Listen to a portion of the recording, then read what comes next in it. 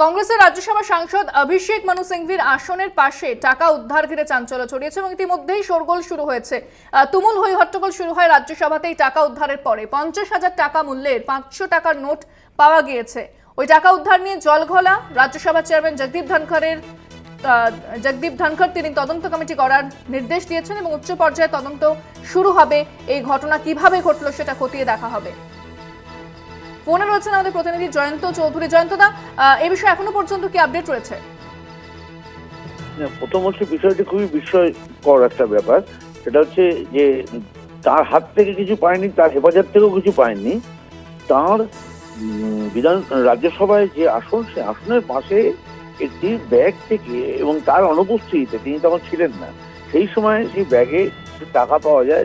সেটা বলা হচ্ছে, দাবি করা হচ্ছে, নিরাপত্তা রক্ষীরা জানিয়েছেন যে তাতে 50,000 টাকা, 500 টাকা নোটে 50,000 টাকা তাতে রাখা ছিল।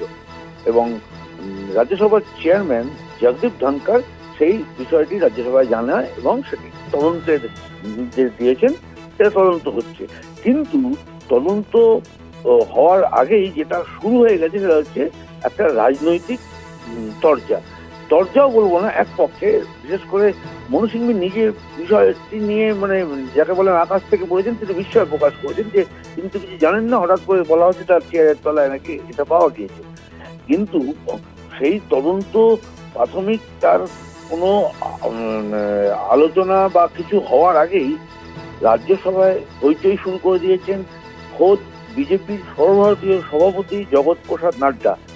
এই জেপি নাড্ডা তিনি সবার আগে এটা নিয়ে নিন্দা করেছেন এবং সঙ্গে সঙ্গে তার সঙ্গে রাজ্যসভায় এনডিএর সাংসদরা তাতে গলা মিলিয়েছেন। তারা হইচই করছেন, তারা বলছেন কি করে কি হলো ইত্যাদি ইত্যাদি।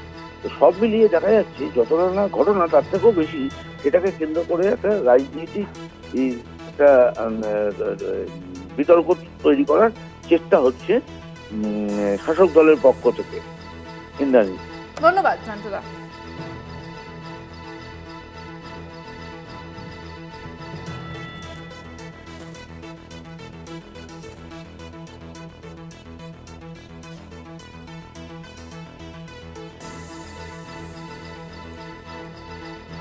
কংগ্রেস সাংসদ এই কথা শুনে বিস্মিত অভিষেক মানু সিংভি। তিনি নিজেই বিস্ময় প্রকাশ করেছেন। এই ঘটনা ঘটার পর থেকে রাজনৈতিক জলঘোলা শুরু হয়েছে এবং রীতিমতো শোরগোল পড়ে যায় রাজ্যসভায় যে কিভাবে এই ঘটনা ঘটলো। 50,000 টাকা মূল্যের 500 টাকা নোট পাওয়া গিয়েছে এবং জগদীপ ধনখড় তিনি তদন্ত কমিটি করার নির্দেশ দিয়েছেন। উচ্চ পর্যায়ে তদন্ত কমিটি করা হয়েছে। ইতিমধ্যে তদন্ত শুরু হবে যে কিভাবে এই ঘটনা ঘটলো রাজ্যসভাতে।